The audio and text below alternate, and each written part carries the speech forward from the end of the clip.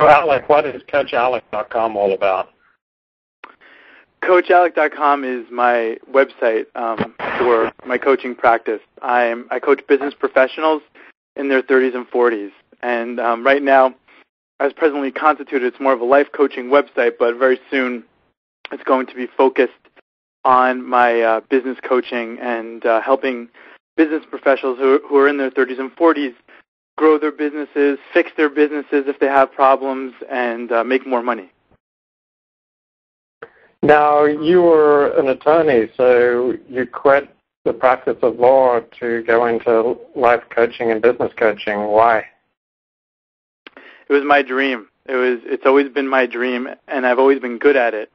And in putting the numbers together, I realized that in order to do it, I couldn't really do it part-time. I've been doing it part-time for a number of years, and I was very successful with my clients, but I just had to take my shot. So I saved up some money, and I took my shot basically to grow my practice, and it's been amazing. Whenever you get to live your dream or live your passion, you wake up every day and you get excited to do what you want to do. It's the greatest feeling in the world. So how did this become part of your dream? Like, where did this whole idea of becoming a life coach come from, and why is it so congruent with what you're all about? That's an awesome question. I think at this point it's been 5 or 6 years ago. I was doing some basketball coaching, and my team was very successful, and we were actually in the finals. So just to do a little bit of research before the game, I put in coaching, just in Google, a random search for coaching. And then all of a sudden these articles came up about life coaching. And I'm like, what the heck is life coaching? So I read one article and then another article and then another article. And I'm like, wow, this is awesome. I do this with my friends and family already, and you can get paid for it, and you could be happy, and you can help people at the same time. And then I started interviewing coaches, and I interviewed more coaches. I interviewed about 10 coaches, and I asked them, what do I do? And they all said, get certified. So I went to a certification program, and I met some amazing people and some amazing coaches.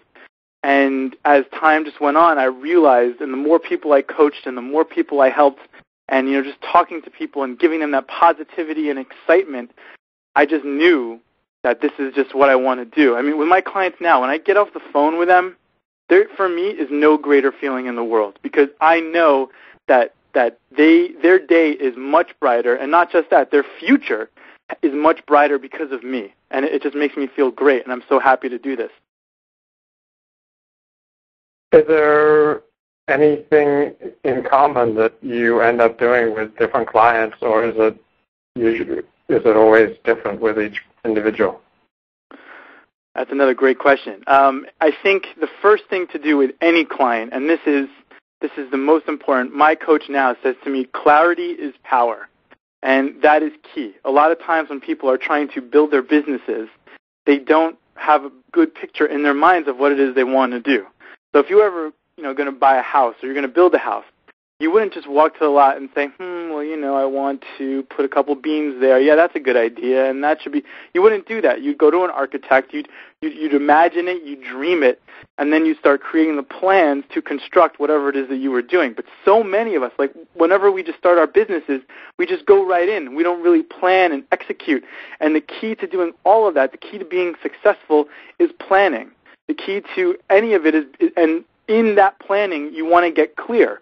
And one of the things that I do with everybody, no matter what it is, whether it's a business coaching issue or a life coaching issue or if it's a relationship coaching issue, I help them get clear. And that once you have a goal, once you have a purpose, once you have a target, everything starts falling into place. And you start doing things. You don't even realize that you're doing them. And that is sort of a key throughout. Clarity is indeed power. And one of the things I help my clients do, all of them, I help them get clear. So how has life coaching affected your life, receiving life coaching? Well, one of the great things about my profession is the fact that this is a personal development profession. So it means that I'm constantly working on myself. I'm constantly working on my business. I'm constantly growing and expanding. Now, I heard it said somewhere, this is actually from a rabbi, his name is Rabbi Tat. He had a great idea into happiness. And he said, happiness is not an endpoint. You can't say that I want to be happy. It's not possible. When we talk about the Declaration of Independence and we say, we have the right to pursue happiness, it's a myth. You can't pursue happiness because the more you pursue it, the harder it gets for you to attain it. Because once you attain a level of happiness, it just goes away, and then it goes away and it goes away. So happiness isn't about the smile on your face and reaching a certain point. What happens is that when you feel like you're growing, when you feel like you're expanding, you're happy. That's what it is. It's not a goal, but it's an outgrowth. It happens when you are growing and expanding. And I love the fact that in this profession, besides helping people and just feeling great about it, I have to work on myself constantly. And in working on myself, I feel happy. I feel like I'm growing. I feel like I'm expanding. So coaching is just amazing for me personally because not only do I get to help people, but I get to grow myself and I get to expand, and doing that makes me happy. So how is life coach different from therapist? That is one of the number one questions when we're working with clients. What is the difference between the two? And the when you go to school, they have a phrase that they'll tell you about, and I'll tell it to you, and that's sort of how they say it conceptually, but it's more than that. They say that therapy is going from dysfunction to function, and when you're coaching from functional to optimal. So that's how they sort of, that's the thing they grind into your head to give you the difference. But really, a lot of therapy is, you go in there, and besides wanting to just keep you there, besides the therapist wanting to just keep you because, the more you're there, the better it is for them. A lot of times you're not actively working on things, and you're really focusing on the past. And I think it has its place, and it's an amazing profession, especially, there's some severe mental illnesses which I can't help. But it's really looking backwards. It's, helping you try to function, try to get through the world. When you're coaching, you're looking at your future. You're looking at growing. You're saying, I'm here today. So the first question is, where do I want to be tomorrow? And then how can I make that happen? And that's looking at your future. That's growing. That's expanding. So they both have their place, and they're both extremely vitally important. They're very, very important, but they serve two separate functions. I've often heard the phrase, what you resist persists, but what the heck does it mean? Well, whenever you're in life, you're in a flow. Life is kind of a flow, and what happens is that if you resist the flow of life, if you start fighting, if you think about all the what the couldas and the shouldas and the wouldas, then you can't really move. You get stuck because you're constantly thinking about something that can't happen or didn't happen or wouldn't happen. But if you can get in the flow of life and stop resisting it, then you can be happy and you can achieve. And you can, if you're growing your business, you can grow your business. You can't, one of the things that I've been learning a lot, and I've been helping my clients, they talk about, they have these specific ideas, and they won't listen to anyone. They're very specific in terms of how they see things, and if someone comes in with an idea, they won't do it. And often that can be the downfall of a business because it's not about you. Your business is not about you. It's about something outside of you that you can grow. And when you sort of resist that, when you resist the flow, when you resist the growth, when you resist, sometimes even bad things happen. When you resist them, life gets harder, and then it just gets worse, and it gets worse, and it gets worse. So you want to be in the flow of life, in the flow of your business, in the flow of whatever it is you're doing, so you can constantly grow and just feel better. You feel more in tune with the world in general. So are there any similarities you see as you coach people in trying to get their business off the ground? Similarities in terms of what people are going through? Yeah, and similarities mainly in what you're telling them and what you're helping them with. Well, I mean, kind of like I said before, the first piece of it is clarity, and there are other elements that are very similar. But there are three questions that when you are starting a business, you have to know the answer to. And I work on this with a lot of different people because they all get stuck on these questions, or they don't think about them. They just sort of do them. And you have to know the answer to these questions before you can do that. And the first question is, what do you want to, what is it you want to deliver? What is your product or service? What are you doing? Sometimes this can be the easiest question. For some people, this can be the hardest question, depending on the situation. But it's a vital question. And the second one is, who is your audience?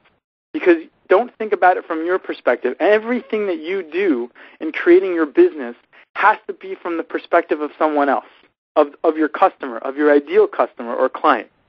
So you have to know who your audience is. And the third question is, what value does this product or service have to do with the audience or the population that you are trying to promote it to? What is the value? What are they going to get out of it? And what it does is, a lot of times we think about things from our perspective. But it's vitally important that whenever you are creating your business, you don't think about it from your perspective. You think about it from the customer or the client's perspective. They say the most famous radio station in the world is, WIFM or WIFM, which is, what's in it for me, basically. That's the most, that's the best radio station in the world. So, I kind of think about it, what's in it for them instead of me. But in general, what's in it for them? That's got to be a question that's always in the background. And especially when you're sort of growing, or if you're struggling, you may not have answered these questions. You may not have gotten very specific. You may not really even know who your ideal client is. You're just thinking, I'm going to market to everyone. Well, in this day and age, if you think about it, you look on the TV, what do you see? You see, National Geographic for people who like to stand on one toe on Thursdays. Things are so specialized nowadays that in order for you to succeed in our current environment, you have to specialize. You have to find a market, and you got to hit it, and you got to hit it hard. And we resist it. We don't do that. We want to, say, hey, but if I limit myself, no. What happens is that I coach business professionals in their 30s and 40s. I spoke to a man the other day in his 60s, and he's thinking about, I started asking him these questions and working with him, and he's still not even sure if he's going to create a business or not. But I work with people on all ages, and I didn't restrict myself by working with these people. So it's not true that you'll do that. In the end, you can hit everyone, but you have to start with a market, and you have to get very specific, and you got to hit it, and you have to hit it hard. So if you can answer those questions, if you can get clear, if you can start thinking about it from their perspective, what's in it for them, then these are questions that everybody has to answer before they either want to grow their business or they want to actually start their business and make it successful. Okay, is there anything you'd like to talk about that I haven't brought up yet? I don't think so. I think that a lot of this stuff that a person needs to do in terms of growing, either emotionally, on a life coaching perspective, or from a business coaching perspective, which is more of what I do. A lot of this stuff it's simple questions. It's not so ingenious.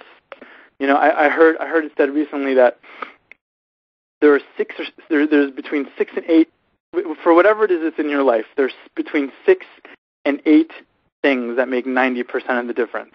And they're not really deep things. They're not, the most intense things in the world. They're easy to do and they're easy not to do. But there are 6 to 8 things that make 90% of the difference. Now, the questions that we spoke about and the ideas that you have to think about when growing a business or working on yourself, in a life coaching place, also, they're not really deep questions. They're not so. You don't have to be the biggest genius in the world to be able to do them and understand them. I'm certainly not the biggest genius in the world. But what you have to do is you have to think about them.